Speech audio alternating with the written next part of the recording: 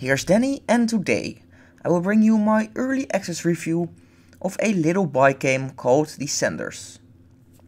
There are a few things the Dutch have besides wheat and of course the best city in the world, also known as Amsterdam.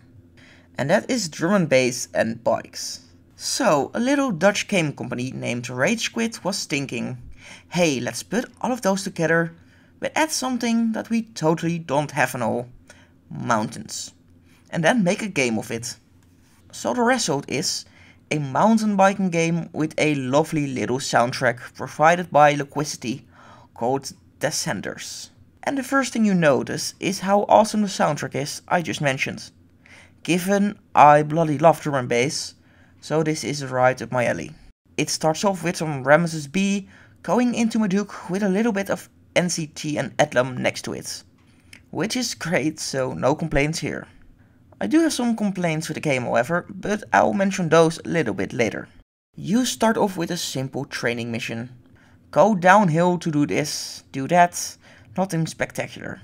But what you can instantly notice is how snappy the controls are. At least with a gamepad. I'm using the Xbox 360 controller. The controls and physics just feel right. Arcadey, but nothing to complain. After the training, it is time to go for the big work. You take the bus and go straight to the Highlands. And you are greeted by 5 randomly generated levels. However, even though those levels are randomly generated, there is always one thing constant, and that is the end jump. Where on Highlands you have to jump over a moving train, and other levels have something completely different. Where managing your speed is quite important. One bad move and it is game over. Which brings me to the issues with the game, the progression. And then I'm not talking about unlocking visual stuff for your rider, no, I'm talking about actually moving through the levels. Instead of doing fun stuff like tricks, I'm driving as careful as possible and usually past all obstacles, since this game actively punishes you for trying to have fun. By having both your XP and lives tied to falling, which you do quite easily. If you run out of lives, you have to redo everything all over again, unless you have reached a checkpoint, which you can earn by backtracking previous levels all the way down to the last boss, and then redo the jumps over and over while completing different challenges. First one starts off with a simple clear the jump. That's not too hard I suppose. Second one lets you do a backflip, and the last one might throw your aim a little bit off with a 360 flip. Every time you do a challenge you earn an extra life and some bonus XP.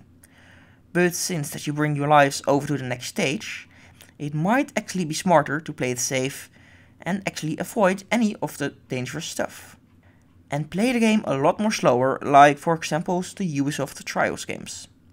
But on the other hand, if you don't care about any of that, like the XP and leaderboard rankings, the game is actually quite fun, and the generated levels keep stuff mostly fresh. However, it has to, since you have to backtrack so much.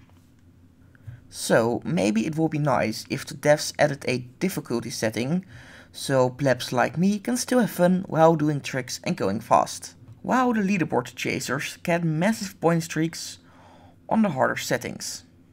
Alright, back to the game itself. After you cleared the first boss stage, you get contacted to do a sponsorship. I chose the team Arboreal because I didn't use stupid words like red in their sponsorship text. However, keep in mind your choice is final.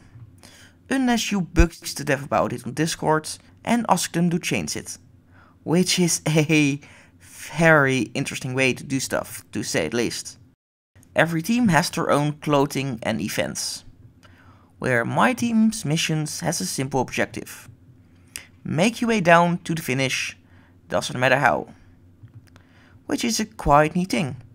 However, since I can't choose any other teams for now, I literally got no idea what the other teams have. If you know, let me know. But that sums it about up. The game is available on Steam Early Access for a slightly steep price, pun intended, of €23, or currently off with a 10% discount. This is Danny, I hope you learned something and enjoyed my review, and I see you on the battlefields.